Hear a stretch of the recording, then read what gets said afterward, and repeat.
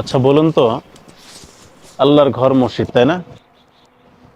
এই মসজিদটা এই মানুষে তৈরি করছে, তাদের মাথার ভিতরে এরকম সুন্দর যদি আল্লাহ দিয়ে থাকেন, আর যেই জান্নাতটা আল্লাহ নিজে নির্মাণ করছেন সেই জান্নাতটা কেমন হবে? আমার বুঝে আসে না, মানুষ আল্লাহকেই চিনল না। যার দেওয়া এই জমিন, এই আসমান, আকাশ, নিজের শরীর, অঙ্গ প্রত্যঙ্গ সব কিছু যে রব দিয়েছে সেই রবকে আমরা ভুলে দুনিয়ার লোভ, লালসা, আরাম এসে ডুবে আছি। অথচ দেখেন, এখান থেকে শিক্ষা নেওয়া যায় যে জান্নাতটা কেমন হবে, যা আল্লাহ তার ঘরকে এত সুন্দর বানিয়েছেন, আর যে জান্নাত আল্লাহ আমাদেরকে দিবেন সেই জান্নাতটা কেমন হবে। আমি আশা করি সমস্ত মুসলমান ভাই বোন যারা আছেন, আসুন